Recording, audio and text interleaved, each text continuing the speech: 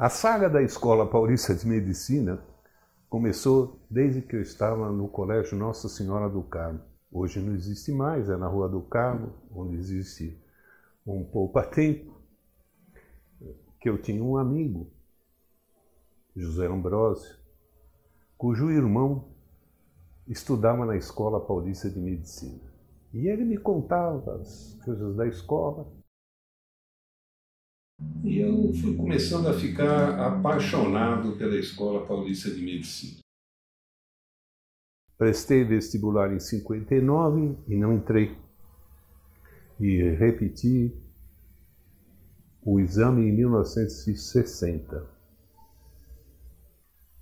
E aí fui aprovado. Só que foi um problema naquela época, porque em 1959 mais de 50% dos alunos que aqui entraram tinham comprado provas. E em 1960 também. Tanto que nós estávamos dentro das salas de aula, onde iríamos prestar o exame, fomos informados que isso ocorrera pelos professores da escola, e os exames foram refeitos e nós tivemos que ficar aguardando. Bom, graças a Deus eu entrei e lá entramos nós na Escola Paulista de Medicina sofrendo o trote, que era muito interessante na época. Nada agressivo, nada de outras coisas. Me lembro que eu fui o último a fazer matrícula, pensando que ninguém ia me achar, e o Dr. Zé Cury, que era meu amigo também do Colégio do Carmo, me encontrou. Só sei que depois de 1001 peripécias, eu tive que pedir ovos na vizinhança e depois na rua Botucatu me enrolar no meio da rua porque eu era omelete humana. Aí entrei na escola e fomos indo, andando. E primeiro ano nada interessante, porque jogavam um monte de ossos na nossa frente e um monte de peças no formal que a gente nem sabia o que era. Mas até pensei em desistir. Mas depois disso as coisas foram melhorando, mais coisas dentro do ramo das humanas, e fomos andando em direção ao ano de formatura. Durante esse tempo, eu comecei, junto com o Dr. Enio Bufro, o Dr. José Carlos Silva de Andrade e o Dr. Paulo Augusto de Lima Pontes, a trabalhar com o professor Galute. Tanto que, naquela época, a técnica operatória não era de ninguém, não tinha nada. Se ensinava amputações e mais nada. Aí nós começamos a operar cães. Naquela época era permitido. E a gente até pegava os cães das carrocinhas e tudo isso, ficava alguns dias lá em monitorização com o seu Abílio, que era o dedéu da técnica operatória, e a gente operava tudo orientado pelo professor Galute. Tanto que temos até trabalhos publicados. Um deles ganhou, em 1965, o prêmio do Colégio Brasileiro dos Cirurgiões, sempre sob a direção do Dr. Galute e dos residentes mais velhos, o Vicente Forte, que sempre ajudou a gente. Ótima memória. Muito bem. E em 1965 a gente se formou. Começamos a residência, que tinha iniciado em 1960. A residência para valer começou em 1960. Em 1965 nós entramos na residência. Eram poucos alunos. Ali residente era residente, porque morávamos dentro do hospital. E era muito bom. Tinha os residentes de clínica e os residentes de cirurgia. Os 2 primeiros anos eram obrigatórios ser geral. A gente morava dentro do hospital. E quando tinha um caso diferente, todos nós íamos ver. Se aprendia muito. Valia a pena. E foi uma época que eu achei muito interessante na minha vida, porque nós tínhamos, dentro da residência, o Dr. Zé Carlos Silva de Andrade, que era um gozador de marca maior. Inúmeras coisas ocorreram com ele lá dentro. Inclusive me lembro do Dr. Adalberto Adames Jaramillo, que veio do Panamá para fazer residência. Nós éramos mais velhos que ele. E ele, cansado, foi deitar. E o Dr. Zé Carlos colocou em volta, quando ele estava dormindo, em volta da cama dele, uma corrente de éter e pôs fogo. E o Dr. Adalberto saiu correndo. Madre minha, que me põe em fogo. E ali começou inúmeras. Uma delas, do Dr. Zé Carlos, que eu acho a mais interessante e a mais inteligente, nós já éramos R2, o Dr. Zé Carlos era R1, e no meu quarto morávamos em 6, 7, e ele por fora, porque nós morávamos aí no primeiro andar,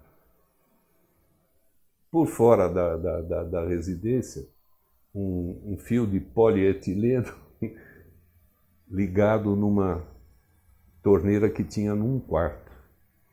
E atrás da persiana desse quarto, onde eu morava, embaixo morava, embaixo da persiana morava o Dr. Antônio Figueira. Com uma agulha, ele abria a torneira e esguichava no teto, e de teto caía no Dr. Figueira.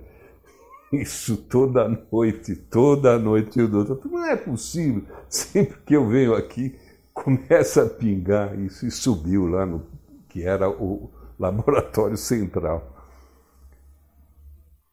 Como pode? Então ele gritava dela, essa torneira, não, a gente mentindo, né? Abriu uma lá, não sei qual, e nós, é essa. Bom, não abram mais essa torneira. Voltou a dormir, pingando de novo. Até que ele descobriu que era o Dr. Zé Carlos, ele queria matar a mim porque ria, e ao Dr. Zé Carlos. Bom, passou e tudo bem. Aí fui fazendo a residência, e eu tinha trabalhado com o Dr. Galucci em cirurgia de tórax e cardíaca, mas eu pensei, falei, pô, isso é para rico, não é para pobre que nem eu era. Porque meus estudos foram difíceis. Meu pai pagava parte, meu tio ajudava, lá no colégio dos Irmãos Maristas. Aí resolvi fazer cirurgia geral, e cirurgia geral era na gastro. Comecei a frequentar a gastrocirurgia, primeiro como assistente voluntário, depois assistente contratado. Depois eu fui um dos primeiros da minha turma a fazer tese de doutoramento, à moda antiga, em 1972. E aí estava dentro da gastro quando o grupo de cólon, reto e ânus ficou sem chefe. E como eu tinha título, me colocaram lá no chefe. E até hoje eu fiz mais coloproctologia do que as outras coisas. Bom, avançando depois da residência, depois da gastrocirurgia, que eu fiquei até hoje, não, até quando me aposentei, eu também tive uma vida profissional no meu consultório, em que eu ia às 4 horas, porque como eu tinha 40 horas na escola, eu tinha que cumprir o horário. E ia para o meu consultório e operava à noite no Einstein. Ou eventualmente no sábado, às vezes no domingo, às vezes à tarde, quando dava no programa do horário das 40 horas, sempre tinha um jeito nessas 40 horas de cumpri-las. Aí comecei a trabalhar no Hospital Santa Helena, na Fundação Antônio Helena Zerrenner, que era da Companhia Antártica Paulista, que foi o melhor lugar que eu trabalhei na minha vida profissional, sem ser nos doentes particulares, caso. A Fundação Antônio Helena Zerrenner tratava desde o homem que carregava as caixas de cerveja até os diretores que eu atendia, dentro da minha área, o mesmo atendimento. Eu podia pedir o exame que eu quisesse, o lugar que eu quisesse. Eu operava lá no Hospital Santa Helena, desde que fosse possível. Se não fosse, podia operar fora até. Foi o melhor lugar que eu trabalhei. Dava o medicamento grátis, tudo. Eu nunca vi coisa igual. Acabou. Fundiu a Antártica com a Brahma e não sei mais o que aconteceu. Me mandaram embora e tudo bem. E minha vida particular eu comecei a fazer lá no Hospital Santa Helena e no Einstein desde 1972, quando eu fiquei até quando eu operava, que faz uns 5 anos que eu não opero mais, não quero mais saber, nem sei operar mais como os jovens operam através da laparoscopia, e eu não sei fazer, então não vou fazer. Dentro das 40 horas tinha um dia, aliás, 2 dias por semana, onde eu ficava 1 hora no ambulatório do INPS na época e fazia a triagem de doentes para mim mesmo, para poder operar no Hospital Santa Cruz, que era o único lugar onde eu podia internar os doentes no INPS. Bom, e na época o Tancredo faleceu, então o Sarney tomou o lugar dele, mas nisso houve a divisão entre os partidos e a saúde ficou na mão do PT já naquela época. E então mudou a regra, eu não podia mais ir 2 vezes por semana, 1 hora para triar meus doentes, para operar. Tinha que ir todos os dias. E como era para ir todos os dias, eu não podia, por causa das 40 horas, pedir demissão. Acharam que eu era louco. Como vai pedir demissão? Muita gente não pediu, continuou trabalhando na escola nos 2 períodos, eu não sei como, mas tudo bem. Em todos os lugares existem problemas. E fiquei no Einstein, onde, junto com o Dr. José Pinos, com o professor Davi Rosenberg, Cláudio Dodge, bem, nós fazíamos parte do ensino médico continuado, que hoje é um sucesso lá dentro do Einstein, porque ampliou em várias direções. O negócio tomou uma proporção enorme. Hoje tem até escola de medicina no Einstein, é um negócio fantástico.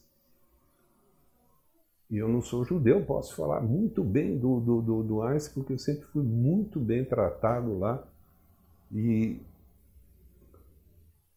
fiz uma carreira profissional com os meus doentes particulares muito boa. Graças a Deus sempre tive sucesso. Um ou outro caso não evoluiu bem, como na mão de qualquer um não evolui bem, mas estamos lá. E hoje estou aqui aposentado. Acabei de vir da reunião da gastrocirurgia, que eu continuo frequentando para me atualizar. Um ou outro doente que tem no consultório, porque eu nunca atendi convênio, só doente da clínica privada. E nesse tempo que eu tive no Einstein, na Escola Paulista de Medicina, inúmeras vezes saía à noite, de madrugada, sábado e domingo. Poucos foram os natais em que eu pude passar em casa. E eu era responsável por um plantão a cada 2 terças-feiras no plantão à distância. Eu ficava na minha casa, no Einstein, e quantas vezes eu saía à noite da minha casa para ir operar, ver o doente, operar, e no dia seguinte tudo continuava. Era uma vida muito agitada, poucas horas de sono, trabalho todo dia. Hoje eu estou aposentado e gosto de ver jogo de futebol e esportes em geral. Até sinto falta. Vou só às quartas-feiras, na reunião da gastrocirurgia, que eu gosto, e vamos indo. Valeu a pena tudo isso? Eu acho que valeu. Porque a Escola Paulista formava médicos, não porcaria, médicos com responsabilidade. A Escola Paulista de Medicina, antes chamada Escolinha, com muito amor, mudou muito. Quando eu fiz a residência, a gente morava dentro do hospital. Primeiro ano e segundo ano, não se podia trabalhar fora. E isso era uma questão de honra. Quando se descobriu uma vez, foi mandado embora. Era uma regra rígida. Só no terceiro ano se podia ter um plantão fora e eu comecei a trabalhar na Beneficência Portuguesa. Me lembro, a escola era pequena, todo mundo se conhecia, a Beneficência Portuguesa era pequena. Veja bem, as duas cresceram terrivelmente. A escola ninguém mais se conhece, tem mais de 1.500 alunos em pós-graduação, residência, isso, aquilo, uma loucura. A Beneficência Portuguesa também cresceu. Outro dia fui lá, primeiro para estacionar, um negócio horrível. Para achar o quarto, pior ainda. Tudo que cresce em demasia é ruim. E a escola, depois que virou Unifesp, também acabou. E se eu sinto uma mágoa, gostaria de ver isso voltar atrás. Mas não sei como é que vai ser.